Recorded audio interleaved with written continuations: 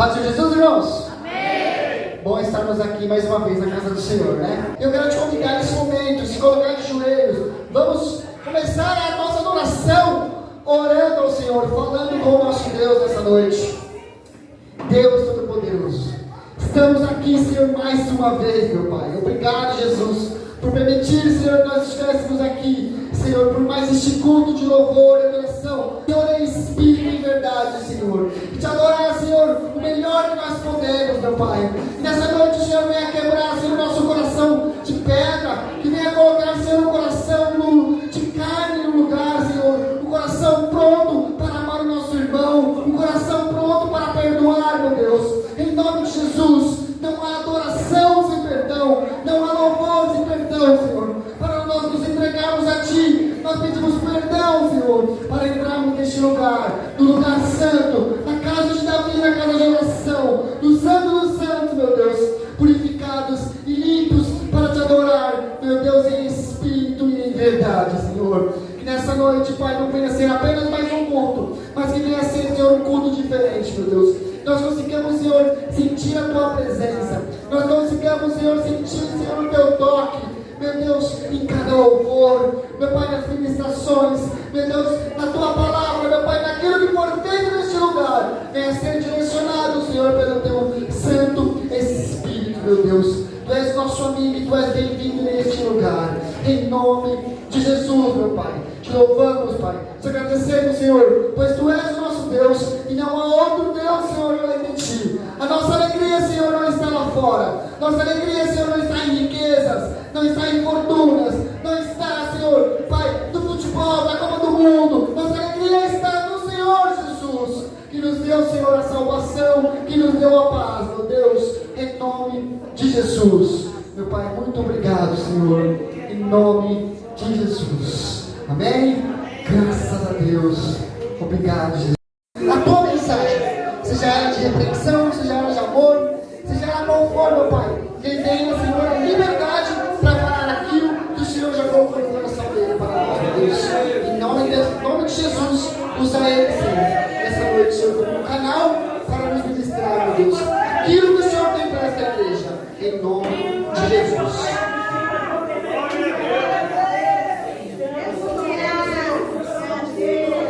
Meus irmãos, receba a paz do Senhor Jesus, amém? Amém. Paz do Senhor Jesus, amém? Amém.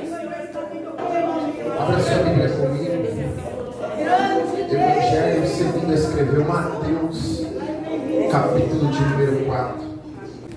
Evangelho segundo escreveu Mateus, capítulo de número 4. Aleluia, Jesus. Vai dizer assim: Então Jesus foi conduzido pelo Espírito ao deserto para ser tentado pelo diabo. Então Jesus foi conduzido pelo Espírito ao deserto para ser tentado pelo diabo. Procura rapidamente também Evangelho segundo escreveu Lucas, também capítulo de número 4. Glória a Deus. Evangelho segundo escreveu Lucas, também no capítulo de número 4. Está escrito assim: E Jesus, sendo cheio do Espírito Santo, voltou do Jordão e foi conduzido pelo Espírito ao deserto. E Jesus sendo cheio de quem? E Jesus sendo cheio de quem? Espírito Santo. Voltou do Jordão e foi conduzido pelo Espírito ao deserto. Antes de você se assentar, feche os seus olhos e curve sua cabeça. Senhor, graças te damos por essa oportunidade de estar na tua presença, Senhor, para louvar e engrandecer o teu santo nome. Jesus, a tua presença já é notória nessa casa, já tens falado conosco através dos hinos, mas agora nós entraremos no momento da tua palavra. Senhor, fala com a tua igreja, não aquilo que nós queremos ouvir, mas sim aquilo que tu tens para falar conosco. Obrigado, Jesus. Amém. Pode tomar os seus assentos. Glória a Deus. Antes de qualquer fala minha, diga para o irmão que está ao seu lado: Este deserto tem um propósito. Este deserto tem um propósito. Glória a Deus, aleluia. Glória a Deus. Meus irmãos, apesar de nós lermos a escrita de textos em dois lugares diferentes, primeiro nós lemos o Evangelho na qual escreveu Mateus no capítulo 4, e em seguida o Evangelho na qual escreveu Lucas também no capítulo 4.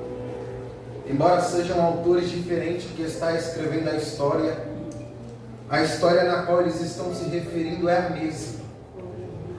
Porém, tem um que dá uma explicação a mais, tem um que dá um detalhe a mais do texto. Mateus, quando ele vai escrever, ele vai dizer apenas que Jesus ele está sendo conduzido ao deserto. Já Lucas, ele vai escrever que Jesus está sendo conduzido ao deserto. Porém, antes dele ser conduzido pelo Espírito ao deserto, Lucas ele detalha algo muito interessante. Ele vai detalhar que ele não está apenas sendo conduzido, ele está cheio do Espírito Santo. Glória a Deus. É por isso que após ele ser cheio do Espírito Santo, ele vai ser conduzido ao deserto. A explicação de Mateus é simples. É que Jesus está em um ambiente e ele vai se retirar dali para ir ao deserto. Só que a explicação de Lucas é: ele está no ambiente. Nesse ambiente ele vai ser cheio do Espírito Santo. Depois ele vai sair desse ambiente e aí sim ele vai ser conduzido ao deserto. Perceba que é apenas um detalhe que faz toda a diferença na história. É apenas um único detalhe, uma única frase que traz toda a diferença para a história que está sendo contada, para a história que está sendo escrita no momento. A Bíblia, ela nem sempre um capítulo vai ser composto, ou melhor, nem sempre o capítulo vai dar sequência ao capítulo anterior. Como assim? Nem sempre o capítulo 3 na história é o que está antecedendo o capítulo 4. Mas aqui em Lucas é o que está acontecendo. No capítulo 3 de Lucas vai dizer que João Batista ele está batizando no Rio Jordão. Ele está batizando no Rio Jordão e a mensagem que ele prega é a mensagem dura, porém é uma mensagem verdadeira. Glória a Deus.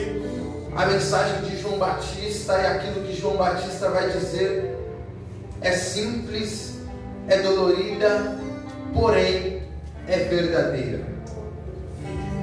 Então, antes de eu começar a introduzir um pouco mais sobre isso, deixa eu abrir um parênteses e dizer algo ao seu coração. Independente da mensagem que Deus lhe entrega, seja ela dura, mas sendo verdadeira, entregue. Não suba em altares para ministrar somente aquilo que vai agradar a igreja. Não suba em altares para entregar aquilo que vai fazer o seu ministério subir, para fazer o seu ministério alavancar. Porque se o seu ministério for alavancado por conta de mensagens que atraiu as pessoas, seu ministério está crescendo errado. Mas, porque primeiro você cresce em espírito, em verdade, em graça e em sabedoria, em seguida o seu ministério cresce.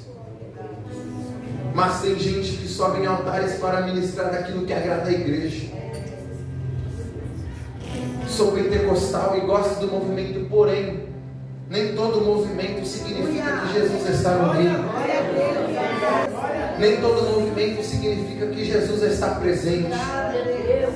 É por isso que nós devemos subir ao altar temendo a palavra que Deus dê, independente se ela é dura, sendo verdadeira e sendo bíblica, é o que importa. Glória a Deus. É por isso que João Batista ele não está ligando para o que vai agradar as pessoas. A mensagem dele é dura. Arrependei-vos, raça de víbora. Arrependei-vos, raça de víbora. Essa é a mensagem que João Batista está pregando no deserto. Essa é a mensagem que João Batista caminha até o Jordão. Essa é a mensagem que João Batista está pregando também no Jordão. Arrependei-vos, raça de víbora. Independente do que as pessoas estão lendo, talvez tenha alguém no meio apontando: que homem é este pregando estas palavras? Só que aquele que está pregando sabe quem foi que ordenou ele a pregar aqui. É por isso que ele não vai pregar aquilo que vai agradar as pessoas. Ele vai pregar aquilo que o céu ordena ele a pregar. Ele vai pregar aquilo que o céu ordena ele a ministrar.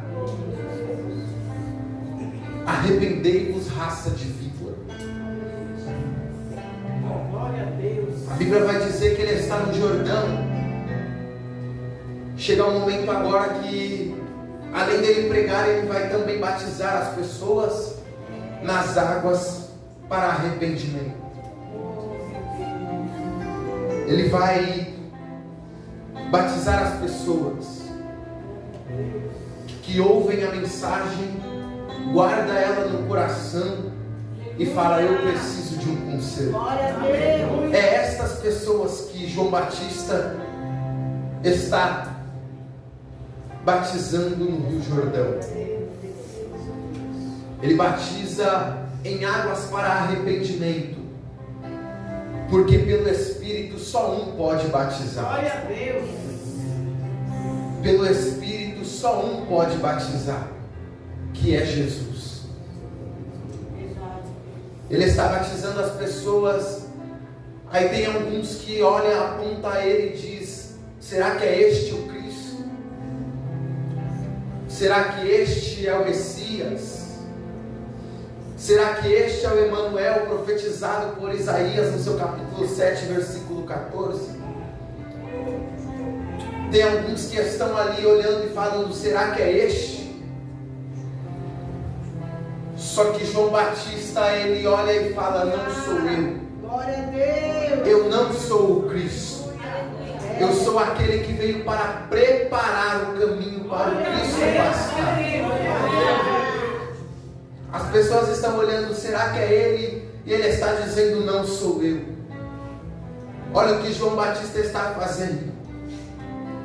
Embora ele possa ser o homem mais notado da época, aonde todo mundo está citando o nome dele, porque apesar dele começar o seu ministério pregando no deserto da Judéia, tem pessoas que saem das redondezas de Jerusalém, que saem de grandes palácios e vai para o deserto ouvir João Batista. É por isso que talvez no momento, naquela época, ele está sendo a pessoa mais notada do século. É por isso que todo mundo olha para ele e fala: será que é este o Cristo?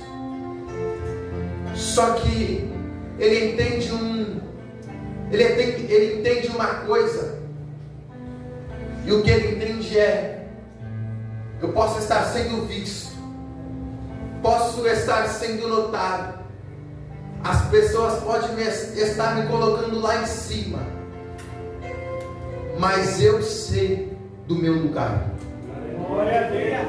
Eu sei que eu não sou o Cristo. Eu sei que eu vim preparar o caminho para o Cristo passar. As pessoas olham e falam: será que é ele o Cristo? Só que ele não usa de alguém. Ele se coloca no lugar dele e fala: não sou o Cristo. Muito pelo contrário, tem um entre vós que sim, é este o Cristo, na qual eu não sou digno nem de desatar a sandália dos teus pés, na qual eu não sou digno nem de desatar o nós da sandália de teus pés. Ele está assumindo a posição dele. Ele está assumindo o lugar dele, porque ele sabe que o que vem em sequência é maior do que ele. Ele está assumindo o lugar dele. É por isso que quando Jesus chega no ambiente, ele olha a ponto dele e fala: eis ali o Cordeiro digno de tirar todo o pecado do mundo. Eis ali o Cordeiro de Deus. Ele está assumindo a posição e dando o lugar da posição primária para quem tem direito. Ele não fala: se eu estou aqui, eu vou tomar a posição, eu vou me levantar, eu vou ser maior do que qualquer outro. Não, ele pega o lugar dele e ele cede a quem é de direito, que é o Cristo. Só que Jesus chega até ele, após a fala dele, Jesus chega até ele para falar assim: João, me batiza. Olha que interessante. Jesus também está nos ensinando a tomar a nossa devida posição. Como assim? Não é ele o Cristo? Por que ele chega a João e fala: me batiza? É porque a posição de batizar nas águas é de João. Jesus, mesmo sendo Jesus, ele sabe a posição dele e ele sabe a posição de João. Só que João Batista olha e fala: é eu quem espero ser batizado por ti, Jesus, e é tu que vens a mim. Glória a Deus. Glória a Deus. Aleluia. Sou eu quem espero ser batizado por ti, Jesus, e é tu quem vem a mim. Primeiro ele reconhece a posição dele, e quando Jesus chega, ele é reconhecido. Glória a Deus. Guarde isso com você. Reconheça sua posição. Aleluia. Reconheça o seu lugar. Reconheça para que você foi chamado. Glória a Deus. Aleluia. Porque quando Jesus desce na casa, ele vai reconhecer o lugar onde você está. Glória a Deus. Se você foi chamado para alguma coisa, não faça outra. Faça aquilo que você foi ordenado a fazer. Aprenda com o próprio Jesus. Aprenda com João Batista.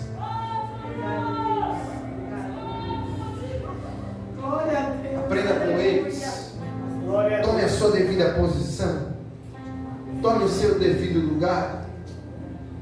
Aleluia.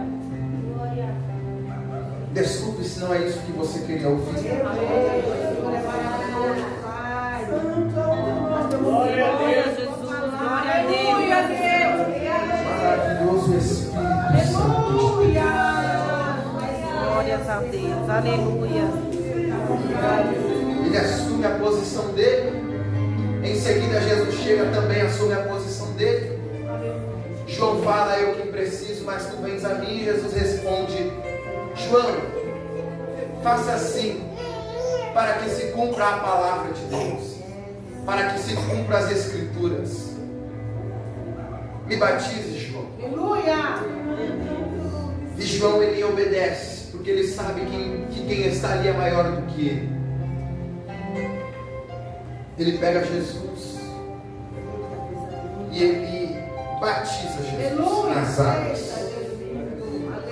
Só que o interessante é que João está batizando as águas para arrependimento. E Jesus foi se arrepender do que, meu irmão? O que é que Jesus fez que ele precisava de arrependimento? Sendo que ele foi o único homem sobre essa terra perfeito, que nunca pecou, que nunca errou. Para que ele foi se arrepender? Entende isso daqui? Ele foi às águas batismais, as águas do arrependimento, para ensinar a mim e a você como é ser servo, como é se render a Deus, mesmo ele sendo 100% homem, 100% Deus. Aleluia. Como Deus, ele nunca precisou de arrependimento. Mas como homem, ele falou: eu vou descer as águas para ensinar Oh Deus, aleluia. como ser servo. Glória a Deus. Ele é batizado. Após ele ser batizado, Aleluia. após ele ser batizado, a Bíblia descreve que o céu se abre. Uma pomba desce do céu e pousa sobre ele. Aleluia. Glória a Deus. É por isso que nós falamos que a pomba branca muitas das vezes é a representatividade do Espírito Santo. É porque quando Jesus ele é batizado, o céu se abre, uma pomba desce e pousa sobre a cabeça dele. Já estava bom demais, né? Só que uma voz brada do céu dizendo: este é o meu filho a quem eu me agrado. Já estava bom demais, né? O céu se abrir, uma pomba pousar sobre ele, sendo que nós entendemos que você vê uma pomba no chão, só de você chegar perto ela já se espanta e sai. Pomba não se alinha com o humano. Só que nesse dia, Deus decidiu usar o animal que não se alinha com o humano para pousar sobre um humano, que além de ser humano também era Deus. Então é tipo assim, João, você batiza Jesus. Quando Jesus sai da água, o céu se abre. Quando o céu se abre, uma pomba desce. Só que quando a pomba desce, pousa sobre ele uma voz brada do céu: este é o meu filho a quem eu me agrado. Este é o meu filho a quem eu me agrado. É a voz que desce do céu. Glória a Deus. A voz desceu do céu dizendo isso.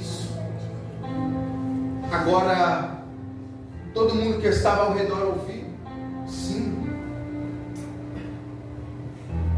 Todo mundo que estava no Rio Jordão, imagino eu numa fila gigantesca para ser batizado por João, escuta aquela voz, e aqueles que olhavam para João dizendo assim: será que é este o Cristo? Quando a voz brada do céu, todo mundo reconhece quem é o verdadeiro Cristo. Glória a Deus. Só que a Bíblia vai dizer que ele vai precisar deixar o Rio Jordão.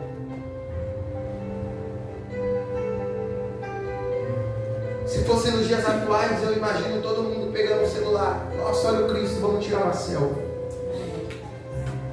Só que naquele momento todo mundo olha e fala: este é o Cristo. Glória a Deus. Glória a Deus. Oh Espírito Santo. Jesus, ele já poderia ali começar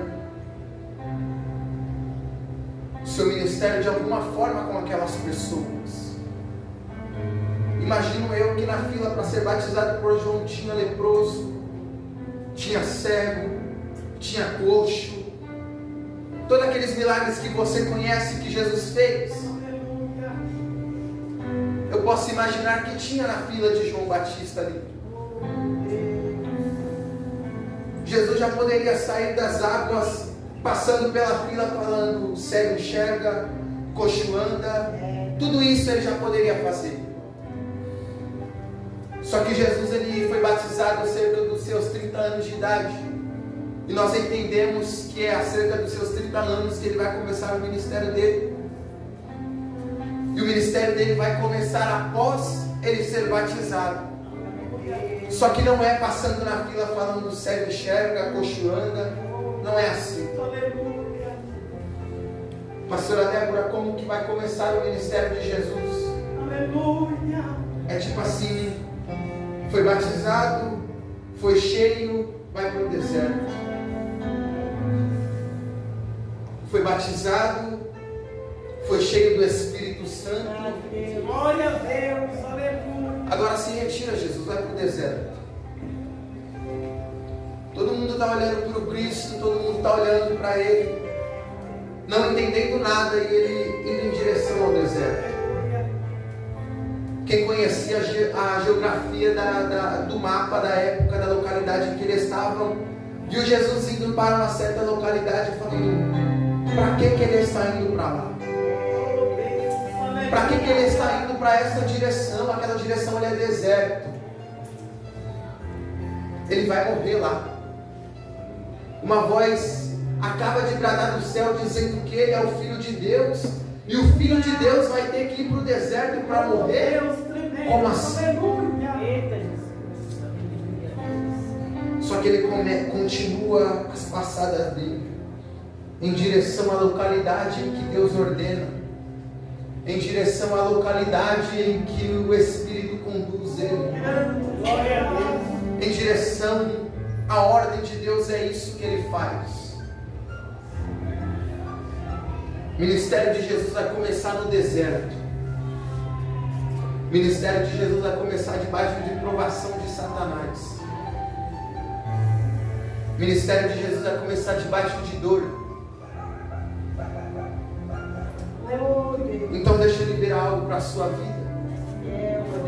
Deixa eu liberar algo para o seu coração. Deixa eu liberar algo para a sua alma. É simples o que eu vou dizer. Esse deserto que você se encontra tem um propósito, filho. Glória a Deus. Esse deserto que você se encontra, esse tal silêncio de Deus, essa tal provação que você passa, tem sim um propósito, filho. Aleluia, Jesus. Tem sim um propósito, filho. Esse deserto não é à toa. É por isso que nós lemos o versículo em que Jesus foi cheio do Espírito Santo. E logo em seguida ele foi conduzido ao deserto. Por que que Lucas traz essa narrativa? É uma apropriação do texto para dizer assim: você vai para o deserto, para o lugar de dor, para o lugar onde ninguém te enxerga, mas o Espírito Santo vai com você. O Espírito Santo, ele vai te conduzir, ele vai guiar os teus passos. Vai sim ter provação. Satanás vai sim chegar até você. Ele vai sim tentar te afligir. Ele vai sim tentar colocar a mão em você. Só que eu vim para liberar uma ordem de Deus para a sua vida. E a ordem que Deus manda eu dizer nessa casa de oração, a ordem que Deus manda eu dizer nesse ambiente de oração, é que o inimigo pode sim se levantar contra a sua vida. Ele pode sim tentar colocar a mão em você. Ele pode sim tentar te afligir. Ele pode sim tentar te pegar e te lançar por terra. Só que a palavra que Deus manda eu liberar é: maior é aquele que está conosco do que aquele que se levantou para vir contra nós. Maior é o que está conosco do que aquele que se levantou para vir contra nós. Independente do sofrimento, independente da provação, independente da luta, independente da fraqueza, há um que caminha conosco, há um que passeia conosco em meio ao deserto, há um que sempre está ao nosso lado para nos abraçar, independente da provação, da luta, de tudo aquilo que Satanás, de tudo aquilo que o inimigo te cerca para fazer você cair. Há sempre um que está conosco, há sempre um que está passeando, há sempre um que está dando a mão, há sempre um que está te levantando, há sempre um que está guiando os seus passos. É por isso que Paulo vai escrever a carta aos Romanos, no capítulo 8, versículo 28. Pois considero que o sofrimento deste tempo presente não pode ser digno da glória em que nós há de ser revelada. É Paulo dizendo acerca de que o sofrimento não é maior do que Deus, a dor não é maior do que Deus, o deserto não é maior do que Deus. Ele pode ser ruim, o sol pode queimar sobre a sua cabeça no deserto, pode não ter um poço, pode não ter água, só que tem Espírito Santo, tem Deus. E se tem o Espírito Santo, nada mais importa. Se tem Deus, nada mais importa, porque é Ele quem faz Agar também, lá em Gênesis, no capítulo 21, atravessar o deserto. E é o mesmo Deus que está com Jesus.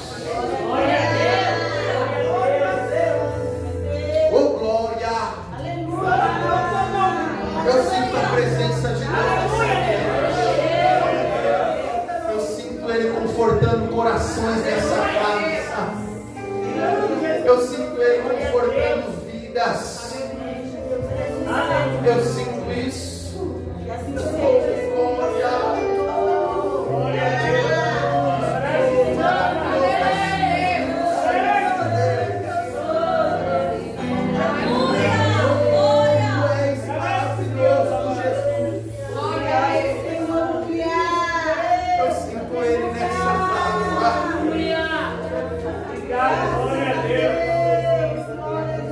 Apesar de do Evangelho de Mateus não descrever algumas coisas, no Evangelho de Lucas, no versículo 2 do capítulo 4, na qual lemos, vai dizer que ele foi tentado pelo diabo durante todos os 40 dias que ele habita dentro do deserto. Já estou encaminhando para o fim.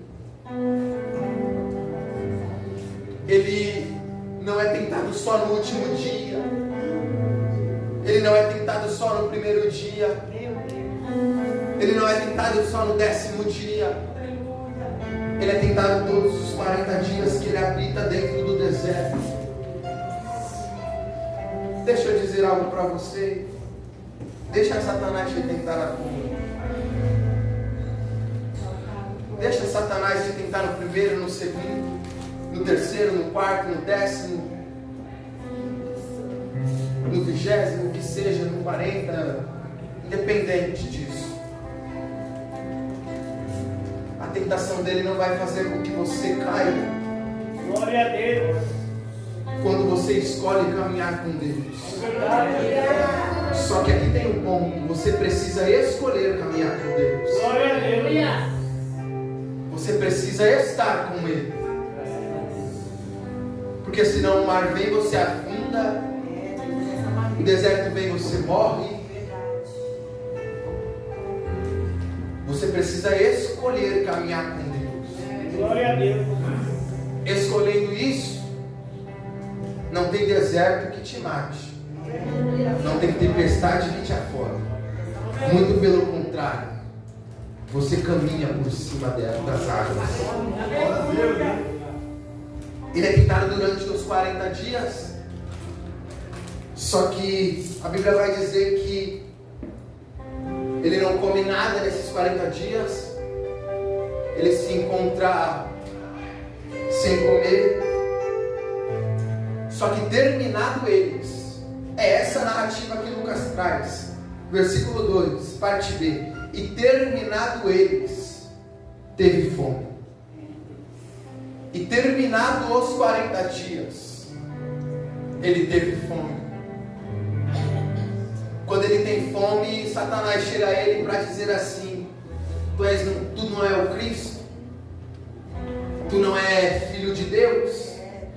Faça o seguinte, Jesus, Emanuel, Messias, pega essas pedras aqui, transforme elas em pão e coma, mate a tua fome. É simples, você não é Deus? Você pode tudo, você consegue fazer isso. Só que Jesus, ele olha e responde a Satanás. Embora Satanás esteja ele com um deboche, ele olha e fala assim: deixa eu te ensinar algo aqui. que você não aprendeu? Deixa eu te ensinar algo aqui que você ainda não sabe. Nem só de pão viverá, mas de toda a palavra que sai da boca de Deus. Vou repetir. Nem só de pão viverá o homem, mas de toda a palavra que sai da boca de Deus. Satanás vai te tentar e te oferecer aquilo que você mais necessita no momento. Só que você precisa entender uma coisa. Não é porque você precisa, e não é porque tem Satanás te oferecendo fácil, que você deve aceitar, colocar debaixo do braço e seguir falando assim: beleza, realmente está mais fácil desse jeito. Não.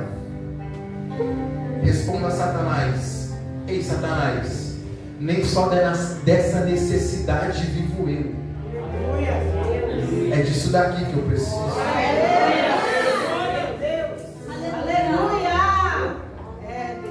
O Satanás nem desse dinheiro fácil que você me oferece eu estou precisando. Por mais que eu esteja, eu tenho isso. A facilidade não vai fazer com que eu seja atraído. Glória a Deus. O que me atrai é Deus. O que me atrai é o Criador dos céus e da terra. É isso que me atrai. É por isso que você vai dizer: Satanás, essa minha necessidade não vai fazer com que eu aceite os seus oferecimentos. Eu tenho tudo aquilo que eu preciso. Eu tenho tudo aquilo que eu necessito. Embora esteja em meio a um deserto, em meio a uma dificuldade. Ei Satanás, antes mesmo de eu entrar nesse deserto, antes mesmo de eu entrar nessa prova, eu fiz o seguinte: Satanás, o que você fez? Eu cheguei no meu quarto, eu dobrei os meus joelhos, eu fiz o que está escrito em Mateus capítulo 6 e versículo 6. Eu disse assim: Deus, em meio a este sofrimento, em meio a esta prova, em meio a esta dor, eu sei em quem eu tenho crido, e em quem eu tenho crido é muito maior. O meu Deus é poderoso para fazer infinitamente mais daquilo que nós pedimos, daquilo que nós pensamos. É isso. Satanás, você pode me oferecer qualquer coisa, você pode me oferecer a facilidade do tempo, você pode me oferecer tudo aquilo que eu preciso, mas eu tenho o que mais preciso dentro de mim.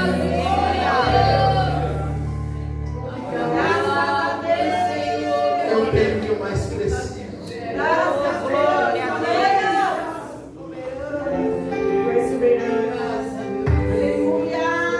Não perca a sua comunicação com Deus por conta do deserto,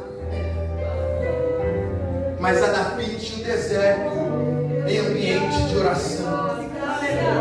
Vou repetir para você entender e guardar no seu coração. Pai nosso está no céu, santificado seja o seu nome, venha o teu reino, seja feita a sua vontade, assim na terra como no céu. O pão nosso de cada dia nos dai hoje, perdoa as nossas dívidas, assim como nós perdoamos nossos devedores. Não nos deixe cair em tentação, mas livra-nos do mal, pois teu é o reino, o poder e a glória para sempre. amém. Que o amor de Deus, a graça, a comunhão, a consolação do Espírito Santo esteja sobre as nossas vidas, sobre cada lar aqui representado, agora e para todos sempre. Amém. Deus abençoe.